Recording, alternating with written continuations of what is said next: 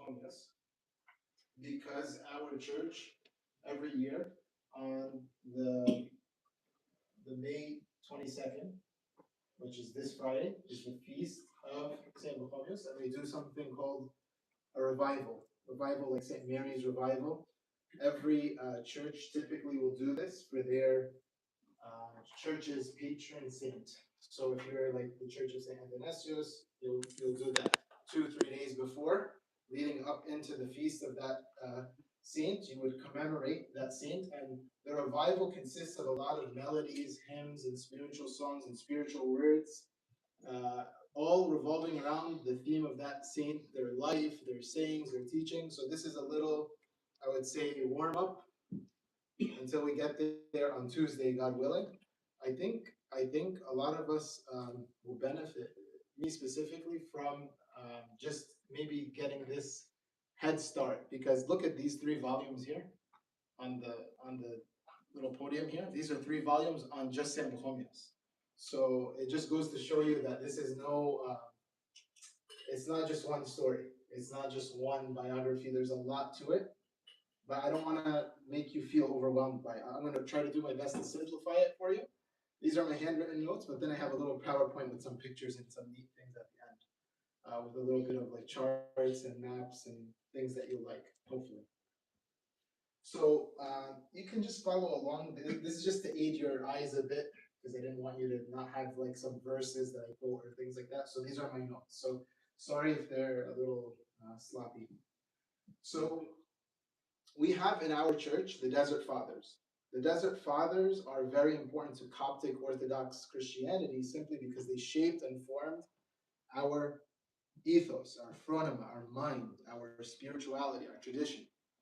And we get a lot of lessons that we derive from their examples, from their teachings, from their biographies, and so on. They give us what we call the spiritual ideals. They give us principles or ideals spiritually that when we look at that example or that teaching, we benefit tremendously. And when we look at that, we say, how did we go from what Christ taught us to where they lived their lives the way they did to where we are now? You get what I'm saying? So we can trace this in a way. So 2 centuries after the Lord's resurrection, you have some of these amazing saints emerging. You have some of these amazing desert fathers and desert mothers starting to emerge in the church. So it's really fascinating. It's really special to really pay close attention to that time in our church history, because it's rich and it's deep and it's filled with a lot of our spiritual treasures as Coptic Orthodox Christians. So it's important to quote St. Paul's word or verse that says, the power of God unto salvation. The power of God unto salvation, meaning God's power enabled these saints to do such great things and great, amazing works that it was not just to demonstrate, look at me, look at what I'm doing, look at what, amazing things I'm saying or teaching or miracles or performing, but he's allowing this. St. Paul's explaining to us that this is for our salvation. All these examples, all these things that we're experiencing in the church is for our spiritual life. It's for our salvation. It's not like these things are happening just to make a point about how holy this person is and done and finished.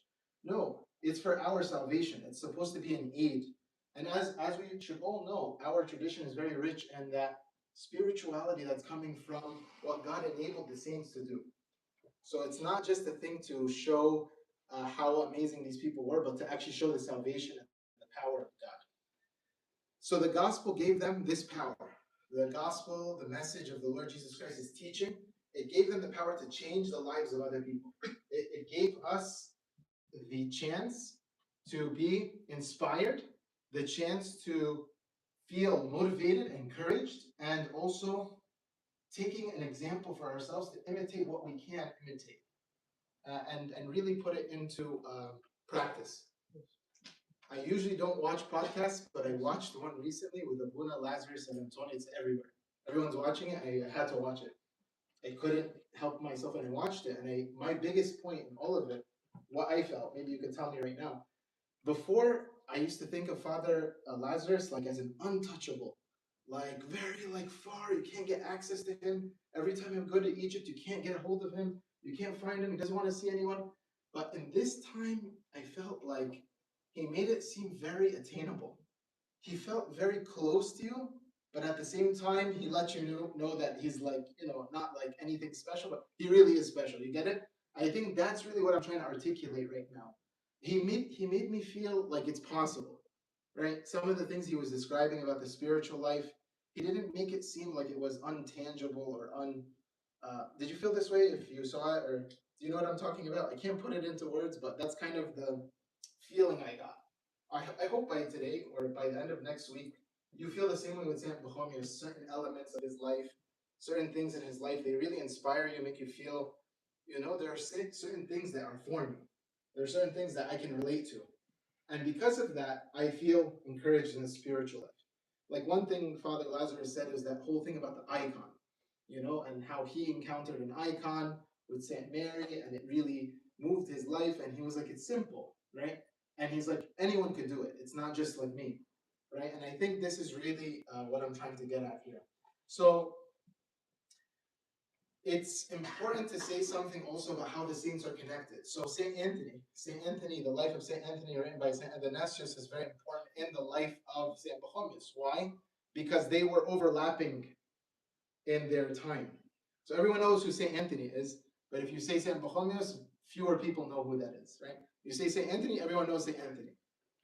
You say Saint Pachomius, fewer people begin to like say, well, I know a few things about Saint Pachomius. But there's a lot more to Saint Pachomius than meets the eye, and I hope I could go into that with you this evening. So, what were the principles that drove them to live these lives? What made them do what they did and take those measures? So, a contemporary to Saint Anthony is certainly Saint Pachomius. And what's so amazing about this is if I were to say, again, not that we should do this, but when we compare, some would say Saint Anthony is the greatest, right? Obviously. And maybe some will say Saint Pachomius and Saint Anthony, they're equal, right? But Saint Anthony says, not out of humility, but out of truth. And this is real. This is true. Saint Anthony said, Pachomius is greater than me. Okay, and I'm going to try to show and demonstrate that to you. I was listening to another thing somewhere, and I thought it was very interesting. There was two Protestant pastors. I won't say their names, but one of them said, "Will you meet your rival pastor?" And these are big names. I don't want to say the names, but anyway, he said, "No." So your mind goes, "Oh, like that pastor thinks he's where, like not in heaven, right?" That's where your mind would go first. He said, "No, I won't see him. He's so close to God. He'll be right next to God, and I will be just at the door. He'll be closer to him than I will be." Okay? Not because of humility, but because of truth. Okay? So Saint Anthony really believed and knew that Saint Pachomius exceeded him and surpassed him in the spiritual life. But how? We'll get to that. So Saint Anthony didn't say that Saint Pachomius was his equal, but was greater than him. His feast day is May 22nd. The departure of Saint Pachomius, or also known as Saint Pachom of the Canonia, which means fellowship. And by the way, Canonia is the name of one of the monasteries of Saint Pachomius. So when we say Saint Pachomius of the Canonia, we're not just saying that he was someone that encouraged fellowship. It's actually the name of one of the whole umbrella of monasteries that he established throughout Egypt. So when we say Canonia, we're not just saying fellowship, we're saying the name. It's almost like you're saying Saint Bishoy Monastery. Okay? So even on our curtain in the sanctuary, it says that Saint Pachomius is the father of what? The Cenobites, or the Cenobitic life. So there's three types of monastic life. The Cenobitic life that Saint Pachomius established is a blend of Saint Anthony's solitary life with also a little bit of what Saint Shenouda did, and kind of made it like a blend where you have some aspects of that solitary monastic life, but also living like specifically in a community. As is so important to just review really quick. I know a lot of us will know this part of the story, but Saint Pachomius was born in Upper Egypt. Upper Egypt, and he was part of a pagan family. He was not what we would call a cradle Copt. He was not a cradle, he was a convert. So there's two types. There's the cradle and then there's the convert. Saint Pachomius was a convert. And that's really impressive for us to just take a moment and like think about it for a moment. Not that there's a competition again between those who are born into the church versus those who are coming into the church later, but it does say something very important about this idea that the church is for those that are even coming in, and they're probably going to do far greater than those who were in the church from the beginning.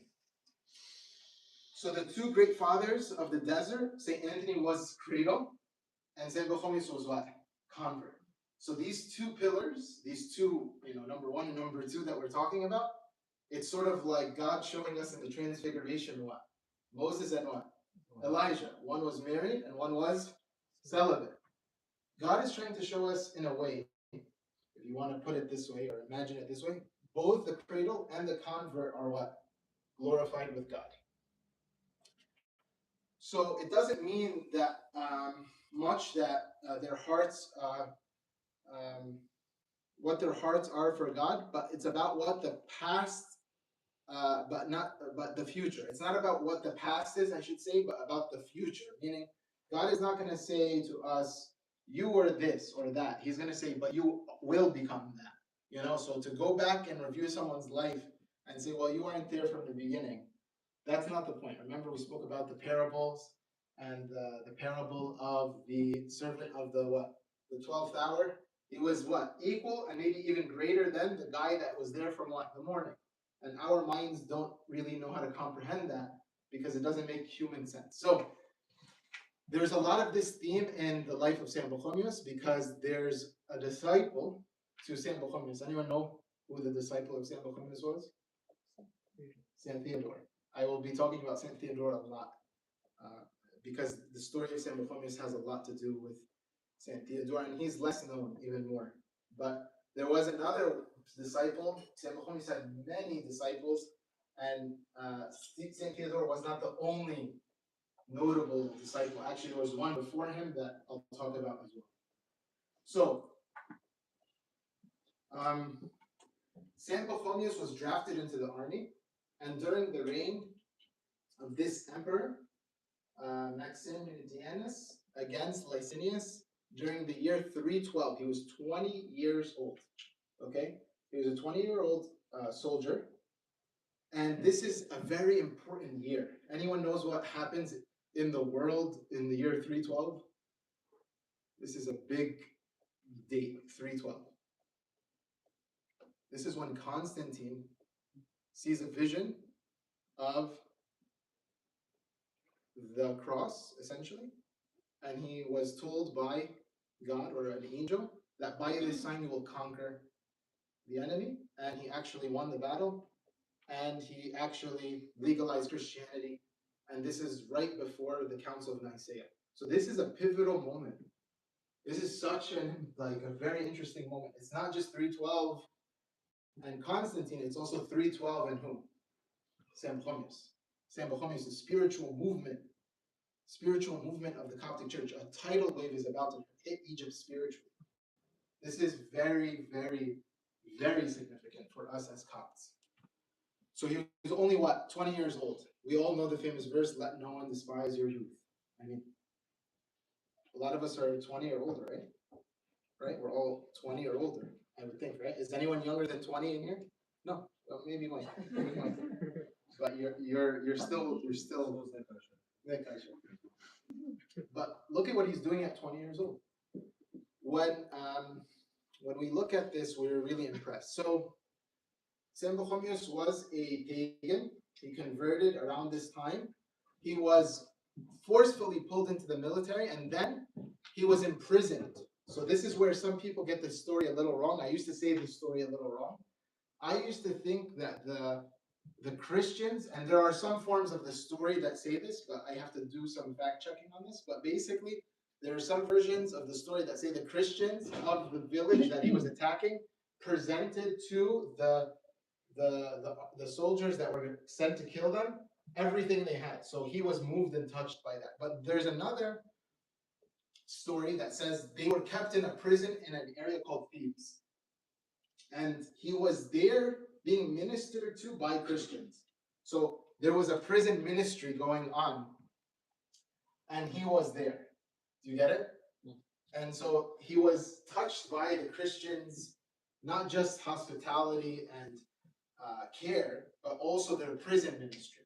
And that's something I want to talk about a little bit today, hopefully a little bit more when we have some questions or answers. It was that really affected him. It was there that his life was changed by anonymous Christians, by Christians that he couldn't name. He couldn't have said, Mina met me and he talked to me, and then, Barbara talked to me, and then this guy, talked to me. No, he had no name. These were just all kind of beautiful Christian acts that all amounted to a huge shift in his life. Each day they came to the prison and they washed the wounds of the soldiers. They fed them and they consoled them. They did these three things. They comforted them, they fed them, and they washed their feet. So a prison ministry was sort of fundamental in the teaching of the Lord Jesus Christ in Matthew chapter 25. It's a biblical thing. If you open Matthew 25, you'll find that prison ministry is there. And we're going to hear words that say, if you have done it to the least of these, you have done it unto me, right? If you've done it to the least of my brethren, it's as if you've done it to me. Lord, when did we see you in prison? When did we see you hungry? When did we see you? And he's going to say, if you did it to any of these people, it's as if you did it to me. So the Christians understood that their encounter with all these people that were persecuting them was as if they were still encountering Christ. They served the least of the brethren who were imprisoned and were visited. Saint Pachomius was shocked. Saint Pachomius was shocked and said, who are these Christians visiting and serving us when they don't even know who we are? They don't even know us. We calculate things sometimes, even as Christians, right? We're very careful, right? We have to think, who is it, why, all this stuff, and then do something. These people didn't even know them. So he's moved and touched by that anonymous ministry. I think there's a lot to say about doing something anonymously in service. So they loved him as a human being, dear to God, and made in his image. So it was in this moment that Saint Pachomius made a resolution that he was done with the military service, that he would inquire more about the Christian faith and start serving others.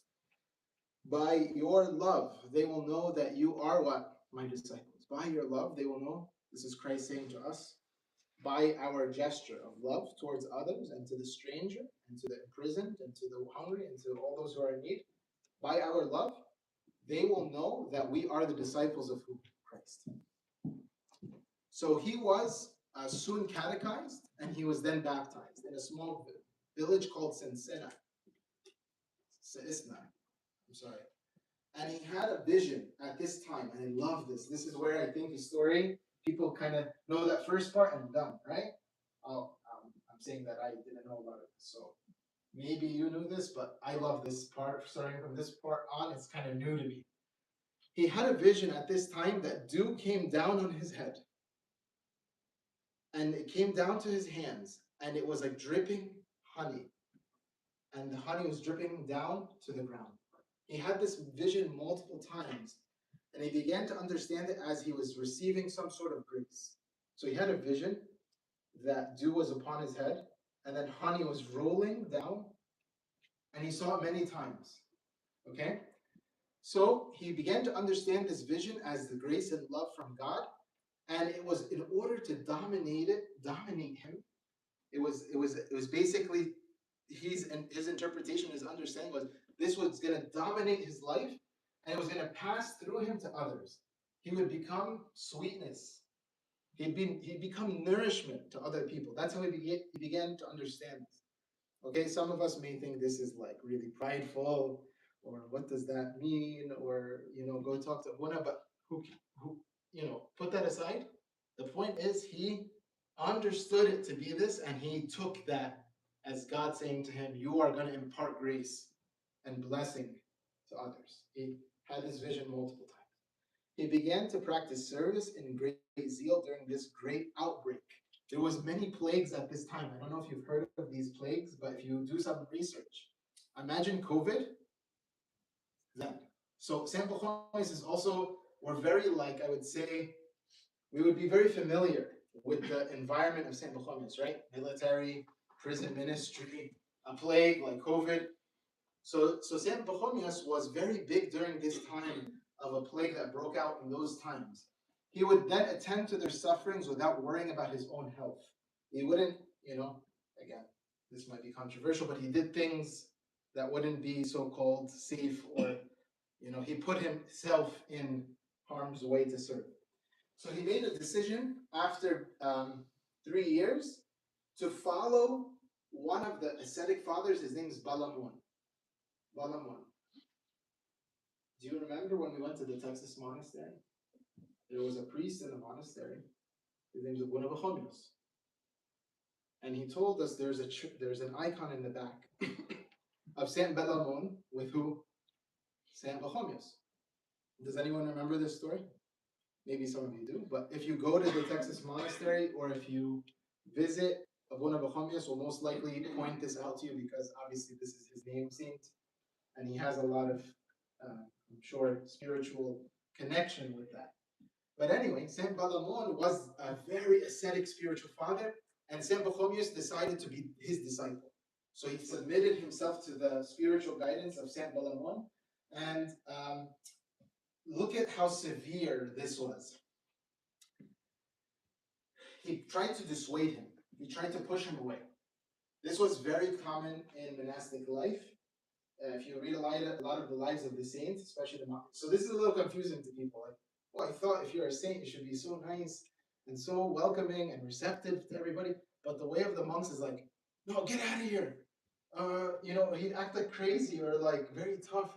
And it was always like a test to see how much this person wanted to follow, because it was so important.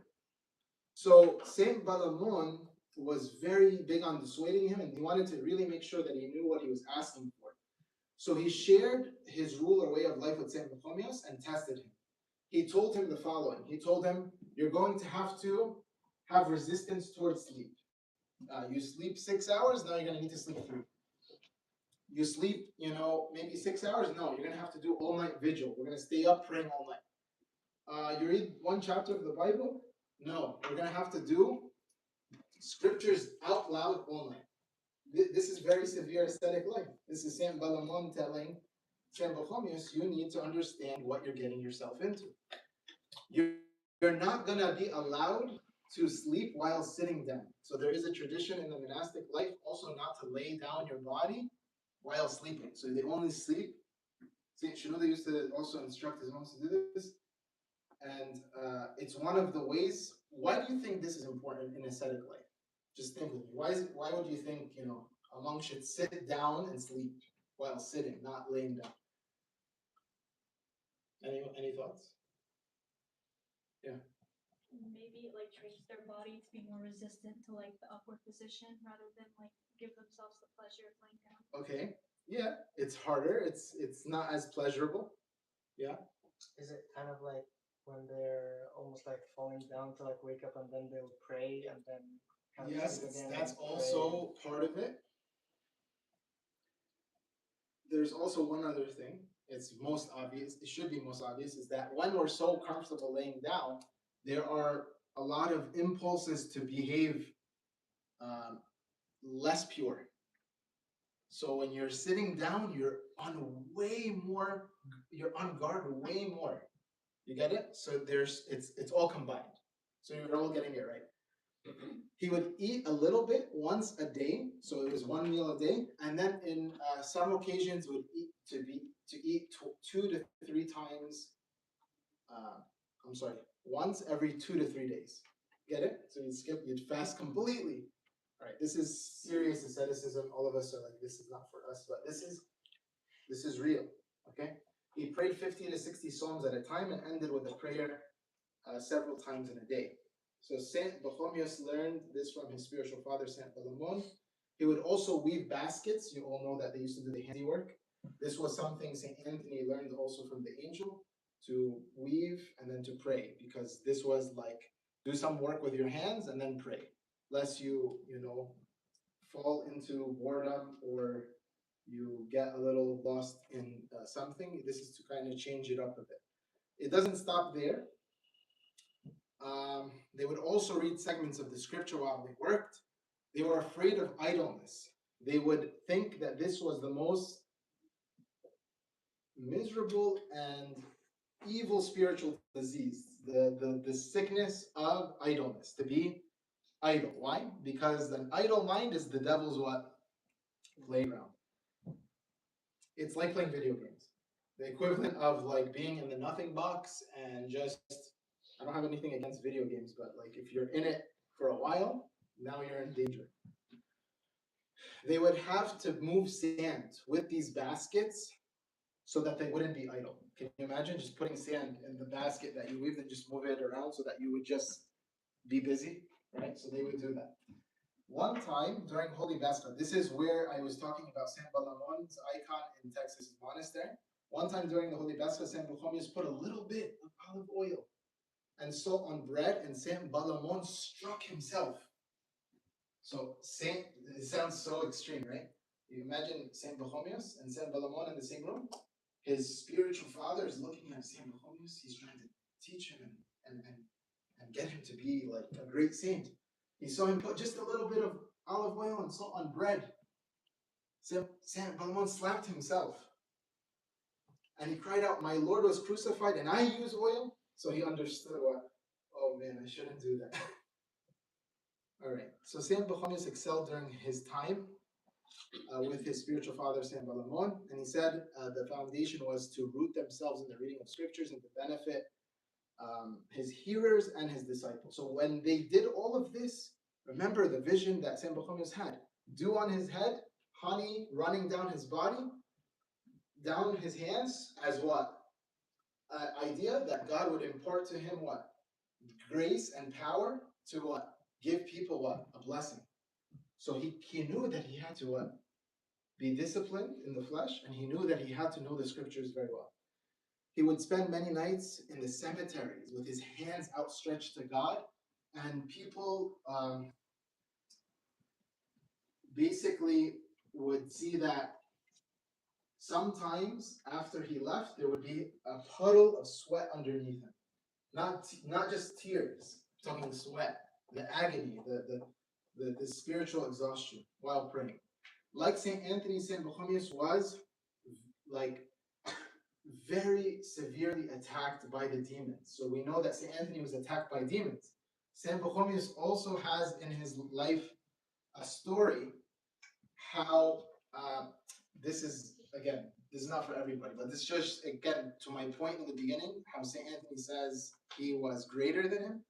St. Anthony was praying and he saw the devil and he grabbed him. he pushed him away. He was very, very strong in his life against the demons. He crossed an aisle with crocodiles in it, and none of them harmed him. There's another story where Saint Pachomius is praying, and two snakes tie themselves around his legs. And he says, "I won't do anything until I finish the prayer, and then I will make them depart." Nothing distracted him. He would be calm and unfazed. So Saint Pachomius died in a place called Tabanisi, and this was in a part of the Nile River where he heard a voice, a heavenly voice saying to him, "Establish a monastery," and that was the major turning point. He stayed there,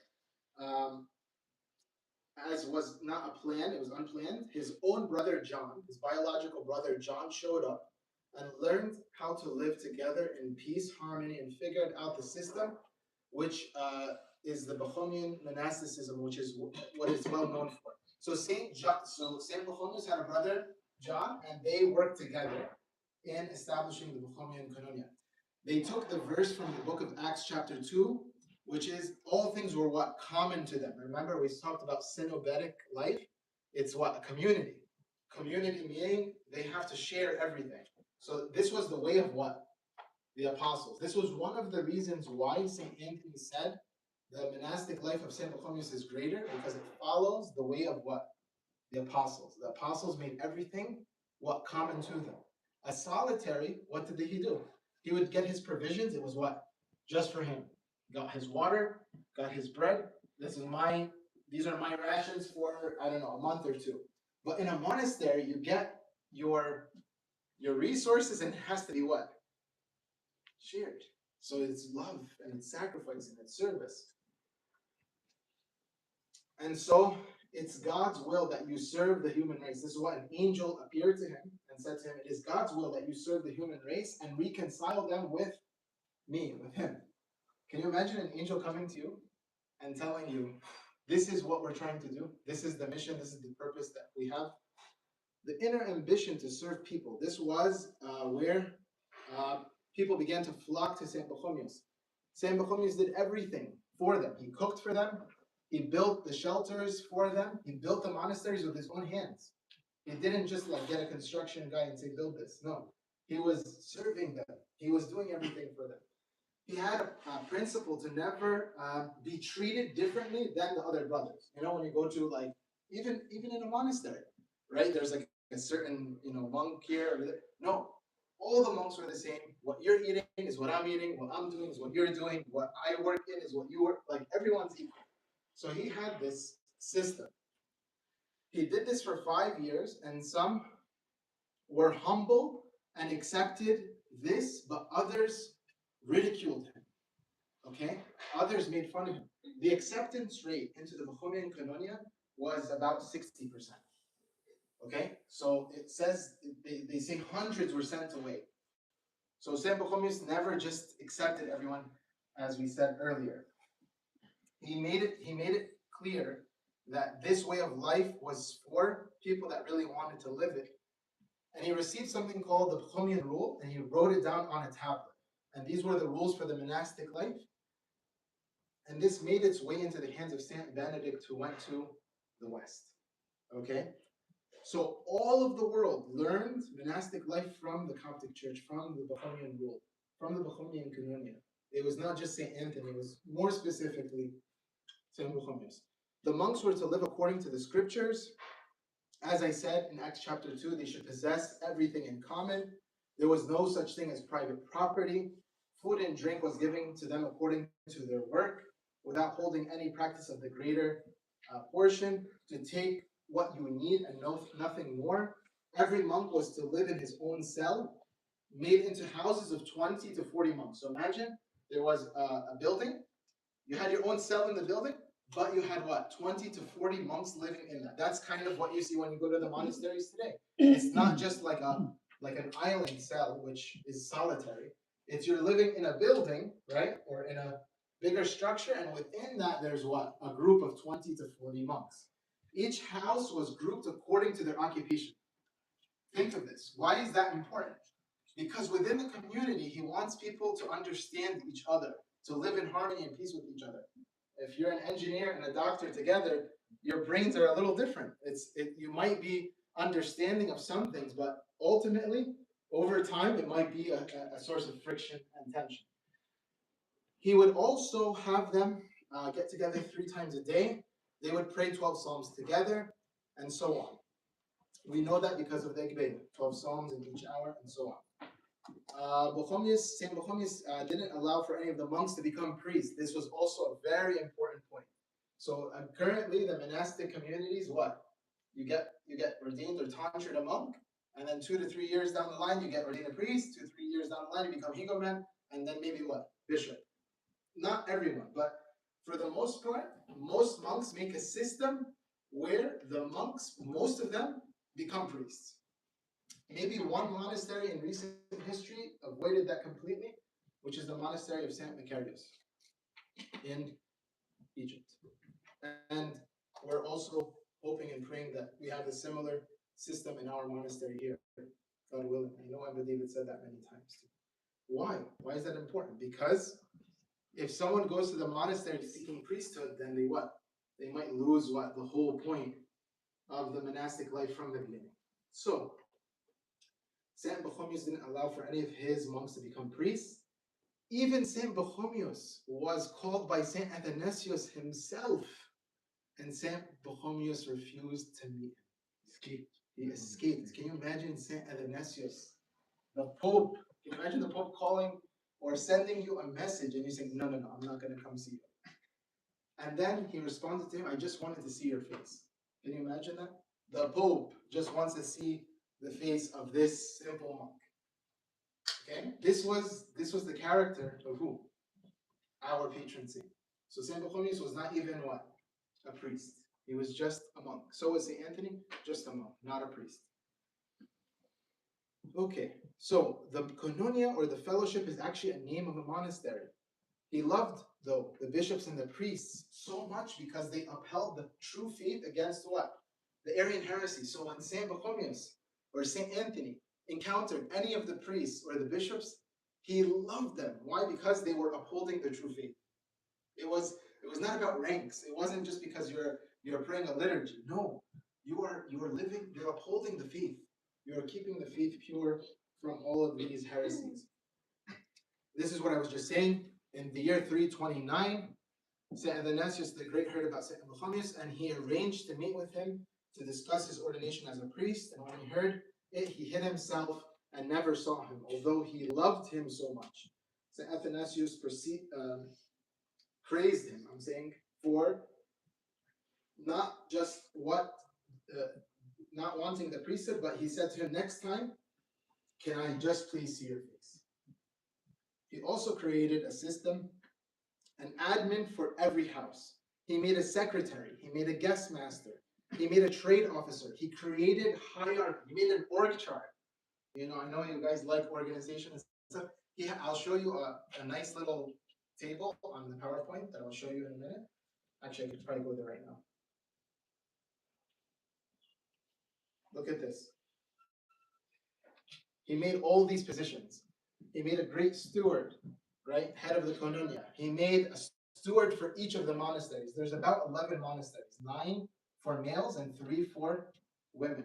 He made a convent for his sister, also Mary. So he didn't see Mary, his sister, for a long time. She wanted to join the monastic community. He said, I'll make a convent for you. And then she became the head of that convent. So his brother John followed him. So did his sister Mary follow him. Anyway, he created all these positions. You see how economos, this is where you get the word higomen.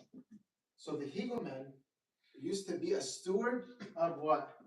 Just a satellite location. So you have the koinonia, umbrella of monasteries, and then there's a monastery called Piwa. It's actually one called Piwa. Okay? So the economos was the head of that monastery. He was the steward of that monastery. We use this term even in the service, right? Don't we say there's a steward of the service? Economos means a house. You keep the house in order. So he created a lot of the understanding we have. He also created some position called the second in command. So there was like an assistant to the economos. There was a housemaster, there was a leader, there was ministers, there was a porter. There was someone, infirmitarian, which is one caring for the sick, a guest master, bakers, cooks, boatmen, gardener, psalms, supervisor, teachers, farmers, and herdsmen. He had certain monks teaching. Not every monk taught. So certain monks were teachers, and they would do catechism. They would do 2 lectures on Saturday, and they do 1 lecture on Sunday. They would have about 3 lectures per week in the monastery. All right. Any questions or comments on this stuff? I want to show you also sort of the layout. Can you see this? It's kind of hard to see, but you know, this is just a simple layout of the Pachomian monastery, right? So what do you have here? You have like the church, and then you have number 2, a refectory. A refectory number 2 is where you would eat, right? So number 2, it's like right up here. And then alcove, number 3. You have a kitchen, right? Number 4. A bakery, number 5. Oven, number 6. You see? The little clinic is number 7 over here on this side of the monastery. There was shops. This is like almost like what you would go and see when you visit a modern monastery, right?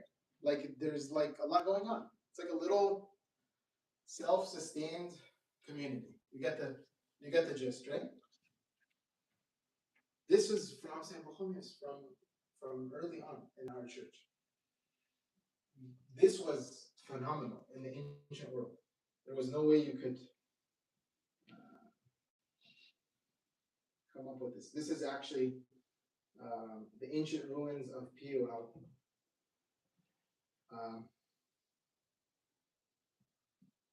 And these are some of the names of the archaeologists that worked on it. And this is a map. You could see this is right around here is where the Deir Sheikh is right now, the one we visited. Okay, but then there was all these other, even up to Fayoum, there was other monasteries in all these places. Okay, this is just a crazy chart on the Bohairic Coptic life of, and that's what this is, by the way. Okay, the Bohairic Coptic, the Arabic life, and the Greek life of Pachomius, and how they. So this is very big. If you ever want to look at it, it's right here. If you want to, and then some of the 3 volumes. Okay.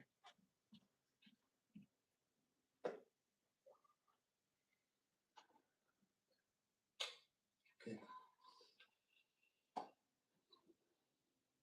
Wednesday and Friday, I talked to you about his sister Maria.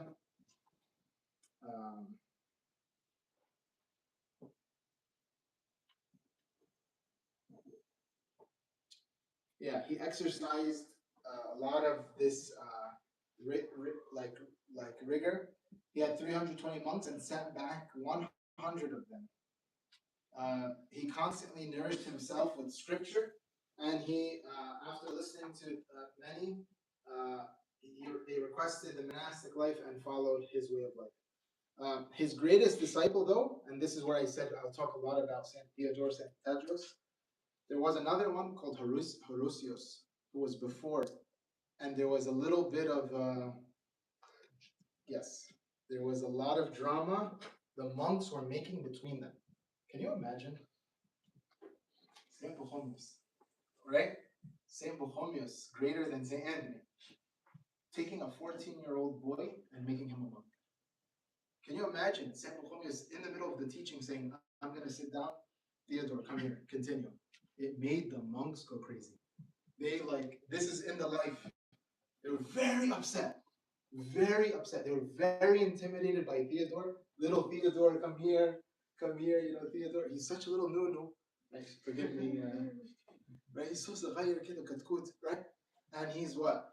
He's being what? Shaped by Saint Pachomius to take over one day. All right? So this really, the envy of the devil, this is where you see like a lot of stuff go down. So he was only 14 years of age at the time. He became his successor. He spent his life in just one cell of the house. He didn't move around. This is very common, by the way, for monks to move around. I want another cell a little closer here, a little easier. I don't want to walk there. Saint Theodore was very, very ascetic. He never changed the cell. Okay? He spoke the truth in love. He was a disciple. But don't get me wrong. Saint Theodore also messed up a lot in the presence of Saint Pachomius, and Saint Pachomius severely disciplined, to the point where Saint Pachomius put Saint Theodore in exile for a couple years. He told him, "Go to your cell and don't come out."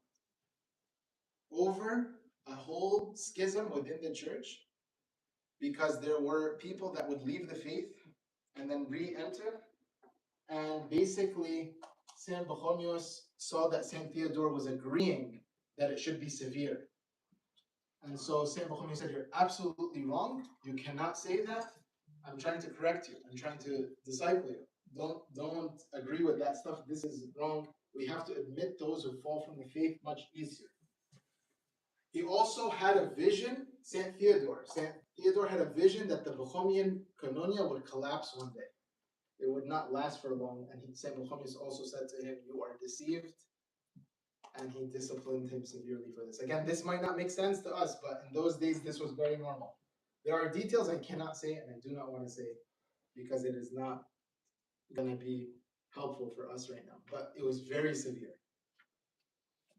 Okay. So, yeah, this is a lot about Theodore.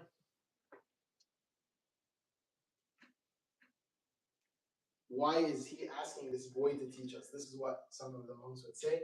What is the meaning of this this thing? Because I have appointed a young man. This is Sam Pachomius.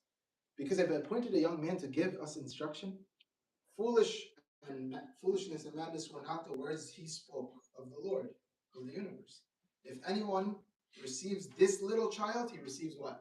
Me. That's what Christ said. Was I not with you listening to him myself? He's telling them, am I not subjecting myself to him with you? Am I not just sitting in the place as a student with you to listen to Theodore? I tell you, I was listening as if one was thirsty, looking for cool water in the summertime. Unless you repent, there will be nothing for you except perpetual suffering. This is what he would tell them. He would say, you're making a huge sin. Repent over this arrogance of yours, that you think you're better, that you should do this or that. I'm subjecting myself to him as well, and we all could learn. Blessed are those who what? Hunger and thirst for righteousness. There are many miracles and healings done by Saint Pachomius, and this is where the miracles come in. So we did a lot of the biography. Now I just want to shift quickly into some of the healings, and then a little quote at the end, and I'm done. He oftentimes healed the monks with his words. Just by people hearing Saint Pachomius, they were healed by his words. He discerned their faults before they broke out into bigger sins. He would see someone and discern it and say, you know, this is going to become much bigger. I'm going to heal you spiritually now before it becomes a bigger problem. He cast out demons and always accepted the outcome as the will of God. It was not good for some to be healed, and therefore he would not ask for them to be healed. It would be better for them to be sick sometimes. The faithful man should endure sickness. Imagine this. Look at what he's telling his monks. The faithful man should endure sickness in his body for 10 years before even speaking about it. So he said, if you're suffering from anything, this is what he would tell them. Don't speak about it for 10 years. Once you pass that time, then you can say, I have an issue. Endure and not complain. But he was so compassionate, though, on the other end, that he would even allow, if one of his monks got so severely sick, the monks wouldn't eat meat. He would allow for them to eat meat so that they could what? Get physically better. So he would break the monastic rule in order to resuscitate a monk. So like if he saw that this was right, he would do that. He had higher value for the heavenly things. Not just to think about the bodily healing. The real healing is the spiritual healing of the soul, and so on. He had visions regularly, but was not impressed with them. Can you imagine seeing visions all the time? Not impressed. As much as he was to see a person healed from their sins. So if you see someone is repenting, this is far greater than seeing visions and miracles and even someone rising from the dead in front of you. A brother asked and fell as one of your visions. A sinner like me doesn't ask this, and he asks the will of God, right?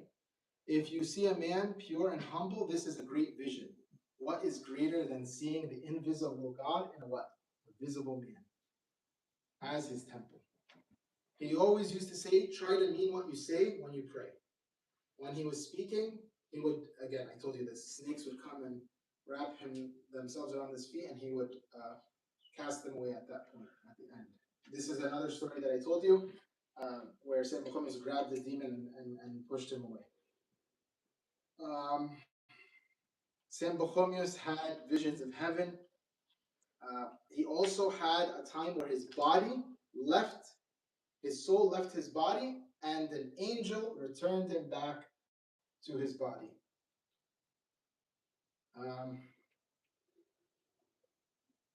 This is what I was talking about, 3,000 monks, 9 male monasteries, 2 female monasteries, and there were about 7,000 monks at the time of his repose. And I just want to end with this. He was I think 54 years old when he departed. Okay? 54. He died May 9th, in the year 346, he also asked his disciples to hide his body so that they would not make a shrine out of it. He didn't want anyone visiting his body and worshiping it like an altar or something. And this is what Saint Anthony said about Saint Pachomius at the end when he had departed. Do not be grieved, brothers, because the righteous man, that is Saint Pachomius, has died. For actually you have become his body. As his disciples, you have actually become his body. You have received his spirit. You have been handed down his spirit. So don't be disappointed, don't be sad. Indeed, I longed very much to see him while I was still in the body. So he never actually met him. He only heard about him, but perhaps I was not worthy. Again, everyone's trying to see Saint Pachomius. So Saint Anthony said, perhaps I was not worthy for the fact that he gathered souls to present them to the Lord, revealed that he is superior to us. He is superior to us. That is the path of the apostles that he took, that he did service on top of his monastic life. That is the Koinonia. He was a refuge for everybody, suffering evil for he is the perfect man in every respect. And it doesn't get better than that. So basically, this is a little bit of the life of Pachomius, a little bit about Saint Balamon, a little bit about Saint Theodore, a little bit about his style in the monastic life, his teachings, what he said, what he did for his disciples, how he cared so much about more spiritual matters than anything else, how he didn't take the priesthood, how he was always focused on doing the work of charity, as he was so moved by those first anonymous Christians that he met in the prison. He kept that throughout his life. He continued to do that throughout his monastic life. He took the way of the apostles. And I think this is a nice sort of segue and transition into the fast of the apostles that we're going to be taking. God willing, we'll be doing a series on the Acts of the Apostles. So for us to understand how much it is so important to also take up the apostolic faith, to take up the apostolic way, and to uphold that faith, even if we are dedicated to something else, it is very much something that distinguishes us. It sets us on another level. Whether we are priests, whether we are lay people, whether we are monks, if we just add this extra piece of service to anything we do, this really is very important for us as Christians to understand, to serve and not to be served. And glory be to God. Sorry that it took so long. Took a little less than an hour, but thank God we were able to pull that off. Any questions or comments there? I'm sure there are other things I missed about the life of Saint Pachomius. There are other things we could say. There are other things we could